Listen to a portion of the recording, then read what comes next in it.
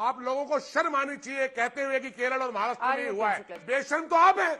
अरे भारतीय जनता पार्टी से बेशर्म पार्टी दुनिया में नहीं है कि टेस्टिंग और ट्रेसिंग जबरदस्त आदरणीय योगी आदित्यनाथ जी के कारण मत बोलो। और जो लाशें का कोई दायित्व है या आप जो है यहाँ बैठ करके कोई बकवासी करेंगे।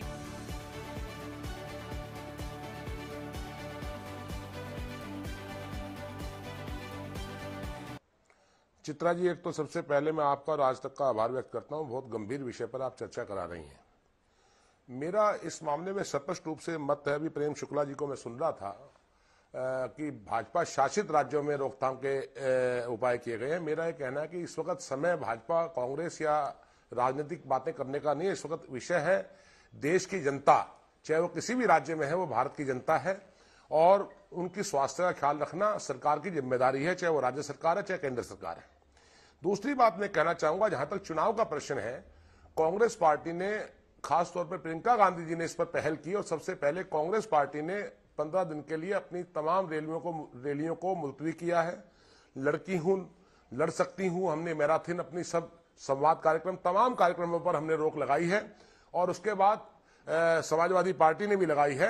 मैं समझता हूं कि भारतीय जनता पार्टी को भी इस पर निश्चित तौर पर कांग्रेस को फॉलो करना चाहिए। चाहते तो हम ये थे कि प्रधानमंत्री जी इस पर रोक लगाने की घोषणा करते, वो स्वयं रैलियां बंद करते, लेकिन चलिए खैर कोई बात नहीं, देर आए दुरुस्त आएंगे। ये कांग्रेस ने इसकी शुरुआत की, मैं प्रियंका जी का आभार व्यक्त करता हूं और कांग्रेस ने इसकी शुरुआत की और हम ये कहना चाहते हैं, हमारा लोकतंत्र में विश्वास है, हम ना चुनाव से डरते हैं, लेकिन ये बात सत्य है कि जान है तो जहान है।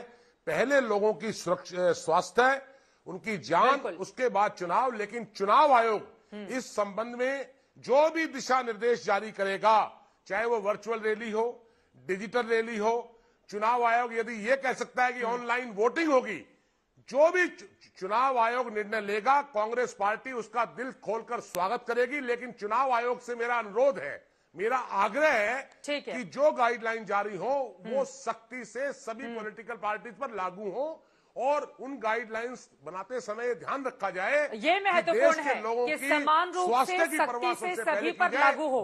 चित्रा जी, मैं शुक्ला जी के बीच में नहीं बोला, आशा ये भी नहीं बोलेंगे।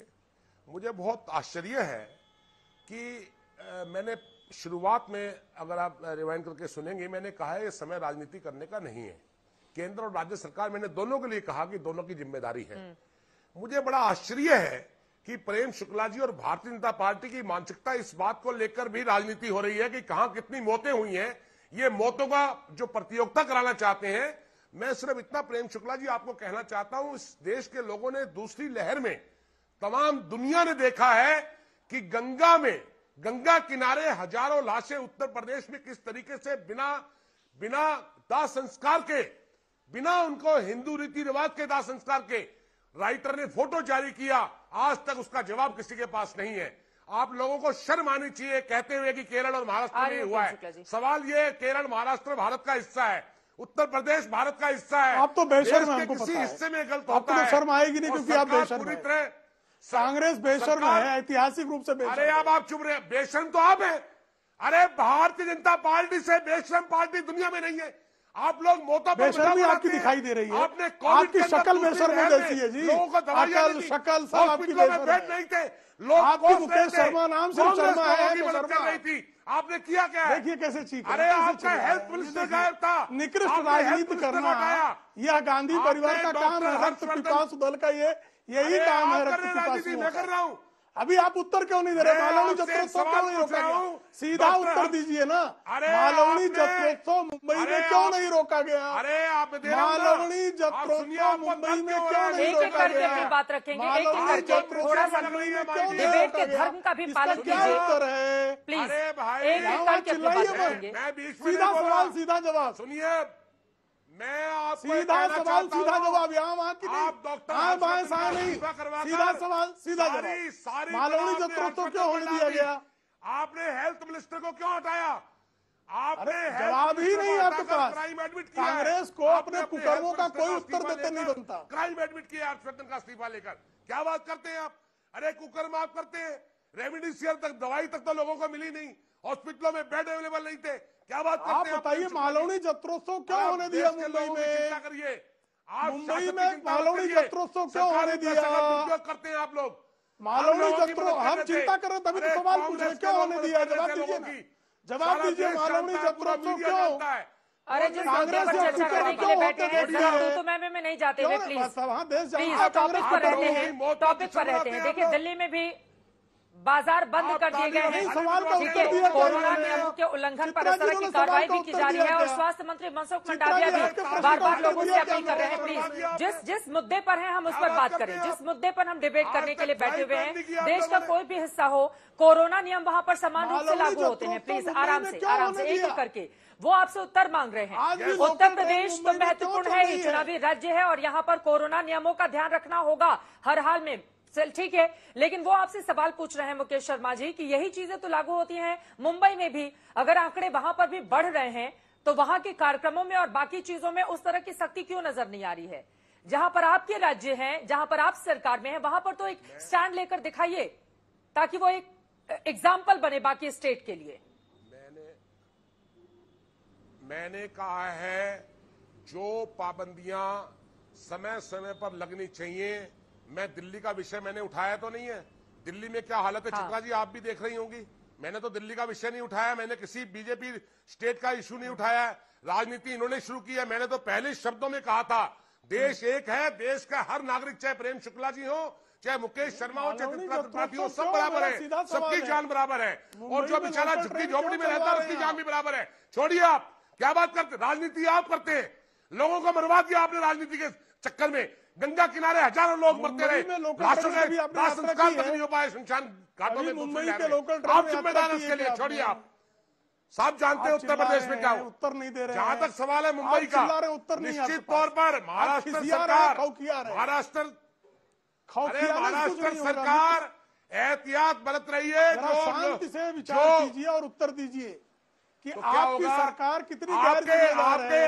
आपसे पूछ रहा हूं, आप उत्तर अरे भाई आपके सेंट्रल गवर्नमेंट के हेल्थ मिनिस्टर, सेंट्रल गवर्नमेंट के health minister corona Uttar Pradesh को लेकर गंगा में बहती लाशों का वो सवाल पूछ रहे थे शुक्ला जी, ठीक है। इस पर भी आपकी टिप्पणी हो जाए। जितेंद्र त्रिपाठी भी हमारे साथ समाजवादी पार्टी के प्रवक्ता जुड़ चुके हैं, उनके पास में जाऊंगी। ठीक है मुकेश जी आपकी बात हो गई, मुकेश जी आपकी बात हो गई। अब जरा प्रेम शुक्ला जी से सुन लेते हैं। जी प्रेम शुक्ला जी, वो गंगा के ऊपर जो लाशें तैर रही थी उसकी याद दिला रहे हैं आपको, और इसी वजह से वो बड़ा सबक है हम सब के लिए। ठीक है मुकेश जी, हो गई आपकी बात। मुकेश जी हो गई आपकी बात। अब जरा आप सवाल उठाए हैं तो आप धैर्यपूर्वक जवाब भी उत्तर देने के लिए तैयार हूँ, कृपा करके। हाँ बोलिए। दुनिया ने देखा है गंगा में लाशें तैर रही, मैं एकदम धैर्यपूर्वक जवाब देने को तैयार हूँ। सबसे अधिक आबादी होने के बावजूद, आबादी के अनुपात में सबसे कम मृत्यु अगर कहीं हुई है, सबसे कम संक्रमण कहीं हुआ है तो उत्तर प्रदेश में हुआ है, क्योंकि टेस्टिंग और ट्रेसिंग जबरदस्त आदरणीय योगी आदित्यनाथ जी के कारण। और जो लाशें बताई वह स्पष्ट हो चुका है कि कुछ परंपराएं थी वहां पर लाशें नहीं बहाई गई। तीसरी बात, एक ही एम्बुलेंस में 30 लाशें जो है महाराष्ट्र के बीड़ जिले में, और जिन लोगों ने इन खबरों को दिखाया ऐसे पत्रकारों के खिलाफ महाराष्ट्र की सरकार ने FIR दर्ज किया। चित्रा जी इनको जरा बंद कराइए। जो नूरा कुश्ती का खेल रहे हैं डिबेट में बैठ करके, ये प्रेम शुक्ला जी अभी जो पहले तो चित्रा जी जो आप कह रही हैं मैं उससे सहमत हूं कि आज इस आंकड़े को बढ़ाने की आवश्यकता है। हाँ। जो डोज का आंकड़ा है, डबल डोज का आंकड़ा है, ये इसको बहुत सख्ती से सरकार लागू करे। जो भी सरकार के केंद्र सरकार की गाइडलाइन है उसे सख्ती से लागू किया जाए। और ये जो थर्ड लहर आ रही है इससे हम कैसे बचाव करें, इसमें ऑक्सीजन की, बेड की और ये जो भी इसकी आपूर्ति है, ये सरकार समुचित व्यवस्था करे कि पिछली बार की तरह कोई हौच पौच ना हो। और ये जो प्रेम शुक्ला जी अभी बड़ी बड़ी बातें कर रहे हैं, 6 महीने पहले प्रेम शुक्ला जी जो शमशान घाट, ऑक्सीजन और लाइनों में हॉस्पिटल की लगे हुए थे, ये बेड की लाइनों में जो लगे हुए थे लोग, उनके लिए तो आप ये बता नहीं पाए कि क्या व्यवस्था थी। और आप जो है अपने आपके नेता और आप जो बता रहे हो कि 400 साल पहले औरंगजेब ने क्या किया था, ये 6 महीने पहले का तो आप बता नहीं पा रहे हो डिबेट में, और उन पर आप ठीकरा फोड़ रहे हो। उनके 60 साल के कुशासन ने तो आपको सत्ता में बैठा दिया। बताता हूं मैं आपको, वो तो मारे जाएंगे अपनी लड़ाई में। मैं कोई मायावती की महाराष्ट्र वाले जमा करने वाला जो है और आप जो है अभी भी अपनी कमियों को नहीं सुधारना चाहते। आप जनता मरे तो मर जाए, आनंद के आंकड़े बता दो, जनता मरे तो मर जाए, लेकिन आप अपनी कमियों को नहीं सुधारेंगे। ये जो कुत्ते लाश खाते थे, ये आपके सामने नहीं देखा आपने। ये जो सैकड़ों मील की दूरी यात्रा कर रहे थे दिल्ली से और बिहार और गोरखपुर तक की मजदूर, जो एक महिला अपने पति को मुंह से ऑक्सीजन दे रही थी, वो आपने नहीं देखा था। लेकिन आप दूसरों पर जो है आप आरोप प्रत्यारोप करेंगे, कांग्रेस आप पे करेगी। ये गरीब आदमी कहाँ जाएगा जो सरकार से एक उम्मीद करता है? सरकार का कोई दायित्व तो है या आप जो है यहाँ बैठ करके कोई बकवासी करेंगे? बीते 2.5 सालों में जब सारे लोग घर के भीतर थे तो उन्हीं की पार्टी और उन्हीं के कार्यकर्ता सड़क पर आकर लोगों की मदद कर रहे थे। प्रेम शुक्ला जी गिना रहे हैं आपको 20 और इन्होंने क्या मदद की? प्रेम शुक्ला जी ने क्या मदद की? इनकी पार्टी ने क्या मदद की? प्रधानमंत्री जी जो है वो करोड़ों के कपड़े पहनते हैं, करोड़ों की गाड़ी घूमते हैं, करोड़ों का अपना घर बनवा रहे हैं। और जो है हमारी पार्टी ने 1-2 करोड़ रुपए सांसदों से इन गरीबों के लिए, कोरोना काल के लिए बहन जी ने कहा कि आप दे दीजिए सरकार को। अरे मायावती के बारे में आप जो है करोड़ों के कपड़े पहनना, विमान से सैंडल मंगाना, विमान से सैंडल। प्रधानमंत्री जी जो ये पैसा फूस रहे हैं रैलियों में, ये कहां से पैसा आ रहा है आपके पास में? विमान से सैंडल मंगवाता है, 3,000 करोड़ मंगवाता है जनता के, करोड़ों का घटक गए मायावती। प्रधानमंत्री राहत को किसने जमा की है? मायावती। हिसाब कौन देगा? लूटा किसने है? तो मायावती। दिया तले अंधेरा चल रहा है प्रधानमंत्री की नाक के नीचे। मायावती आपको मेहमानों के पास आपको जोड़ना चाह रहे थे, जल्दी से अपना स्टैंड रखिए। और ये एक कांग्रेस पार्टी का स्टैंड भी तो क्लियर कीजिए। चुनाव को क्या आगे के लिए टाल दिया जाना चाहिए? आप लोगों ने अपना कार्यक्रम तो रद्द कर दिया है, लेकिन तारीखों को लेकर क्या फैसला होना चाहिए? अभी मैं 1 मिनट, एक तो मैं बंबई महाराष्ट्र का दोबारा जवाब दे दूं। प्रेम शुक्ला जी बड़ा सुनना चाहते हैं। भारत के केंद्रीय स्वास्थ्य राज्य मंत्री कोरोना संक्रमित हो गए, क्या वो महाराष्ट्र की वजह से हुए हैं? ये कोरोना देखता नहीं है कौन संक्रमित होगा। जरा कृपा करके राजनीति बंद करिए। कौन कहां से सैंडल मंगा रहा है ये विषय नहीं है। विषय कोरोना से लोगों को कैसे बचाया जाए। आपने कांग्रेस पार्टी का स्टैंड पूछा है। मेरी पार्टी का स्टैंड स्पष्ट रूप से स्टैंड है कि प्रदेश के लोगों की, जिन 5 राज्यों में चुनाव है, उन राज्यों में सहित पूरे देश के लोगों की जान की रक्षा करना, उनके स्वास्थ्य की सबसे बड़ी प्राथमिकता उनका स्वास्थ्य है। और उनके स्वास्थ्य को ठीक रखने के लिए चुनाव आयोग जो निर्णय लेगा, कांग्रेस पार्टी चट्टान की तरह चुनाव आयोग के निर्णय के साथ खड़ी है। अगर वो कहेंगे कि घर से नहीं निकलना है, खाली वीडियो कॉन्फ्रेंसिंग पर वोट मांगिए, हम उसके लिए तैयार हैं। वो उसको भी मना करेंगे, हम उसके लिए भी तैयार हैं। लेकिन हम चुनाव आयोग जो भी निर्देश जारी करेगा वो सब पर सख्ती से लागू हो, लोगों के स्वास्थ्य की चिंता हो। एक बात सिर्फ अंत में चित्रा जी जरूर कहूंगा कि ये नहीं भूलना चाहिए कि लखनऊ में शमशान घाट में लोहे की चदरें लगाकर सीन को छिपाया जा रहा था जब लाशें दफनाई जा रही थी, उनको क्रिमेट किया जा रहा था, लाइनें लगी हुई थी। ये नहीं भूलना, ये देश नहीं भूलेगा कि भारत के स्वास्थ्य मंत्री डॉक्टर हर्षवर्धन का इस्तीफा लेकर मोदी जी सरकार ने अपनी पूरी नाकामी हर्षवर्धन पर डालकर उनको बलि का बकरा बना दिया, जबकि जिम्मेदार पूरी मोदी सरकार थी। जो दूसरी लहर में हजारों लोग, लाखों लोग मरे हैं और जो गंगा में लाशें तैर रही थी, उसके लिए योगी आदित्यनाथ को तुरंत इस्तीफा देना चाहिए। नहीं तो इस उत्तर प्रदेश की जनता उनको सत्ता से उखाड़ फेंकेगी। वो लोग बद्दुआ दे रहे हैं जिनके परिवार के लोग मरे हैं, उसको लेकर कोई संदेह नहीं है। 1.5 महीने के बाद चुनाव होने जा रहे हैं, आप 1.5 महीने पहले मुख्यमंत्री का इस्तीफा मांग रहे हैं। चलिए मैं प्रेम शुक्ला जी से जवाब ले लेती हूं पहले इसका। प्रेम शुक्ला जी जवाब दीजिए। हमने तो उस वक्त भी मांगा था, चित्रा जी देखिए, चौक सभा का भाषण हो गया।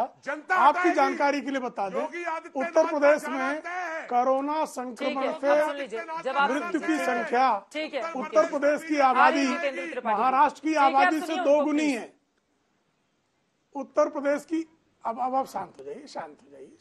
अरे उत्तर प्रदेश की आबादी महाराष्ट्र की आबादी से 2 गुनी है। महाराष्ट्र में सर्वाधिक मृत्यु हुई है, आज भी सर्वाधिक संक्रमण है। और उसके बाद आप एक स्टेट मिनिस्टर का गिरा रहे हैं। महाराष्ट्र के 10 जो है मंत्री कोरोना संक्रमित हैं, 25-30 विधायक जो है वो कोरोना संक्रमित। ये ठीक नहीं चल रहा है। इनके पास तर्क नहीं होता, चीखते चिल्लाते हैं।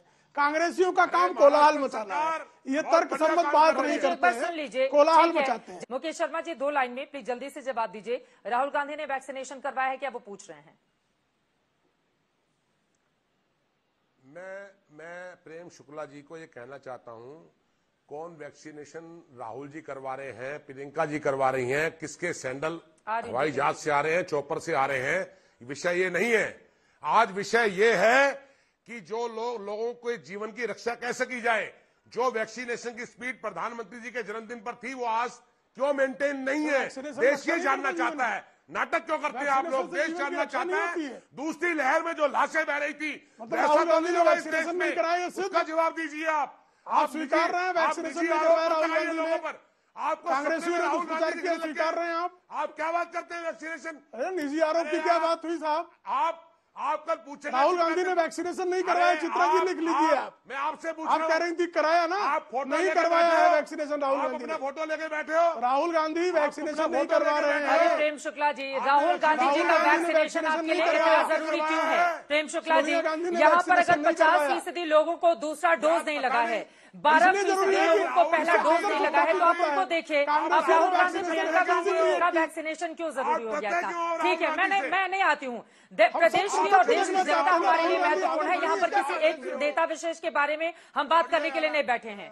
ठीक है, चलिए जितेंद्र त्रिपाठी जी, सीधे आपके पास आते हुए, उत्तर प्रदेश में ही जरा हम रहते हैं, है ना? उत्तर प्रदेश में ही रहते हैं, क्योंकि यहाँ पर 51% डबल डोज लगे हैं और अभी 12%। 1 सेकेंड सर प्लीज, अभी भी बड़ी ठीक है प्रेम, हो गई आपकी बात मुकेश शर्मा जी। अब प्लीज आप बीच में मत बोलिएगा शर्मा जी, सबके बीच में कूद कर चले आते हैं। जितेंद्र जी आप अपनी बात को आगे बढ़ाए, कार्यक्रम के आगे हिस्से में हम बढ़ रहे हैं। क्या होना चाहिए प्रदेश की जनता के मद्देनजर, उनके भलाई के मद्देनजर, भीड़ ना बढ़े, क्या होना चाहिए ये देखते हुए? भीड़ ना होना चाहिए, उसके लिए तो प्रदेश सरकार ने कुछ गाइडलाइन जारी की हैं, जो कि बहुत हास्यास्पद है। कि मतलब रात में 11 बजे के बाद और 6 बजे तक यहाँ पे कर्फ्यू लगा हुआ। रात में 11 बजे तो आदमी अपने आप ही घर पहुंच जाता है, रात में 11 बजे कोरोना क्या करेगा? इसके अलावा मैं आपको एक बात और कहना चाह रहा हूँ प्रेम शुक्ला जी, मैं आपसे बार बार कह रहा हूँ कि पार्टी लाइन पे रहते हुए ऐसा कुछ मत बोलिए कि जो कि प्रदेश और देश की जनता के खिलाफ हो।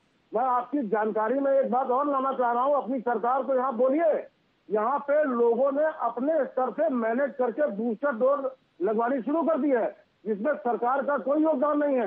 वो अपने स्तर पे जुगाड़ से ज्यादा पैसे पे इधर उधर पैसा लगा के बूस्टर डोज लोगों ने लगवानी शुरू कर दी है, जिन्होंने 2 डोज लगवा चुके थे।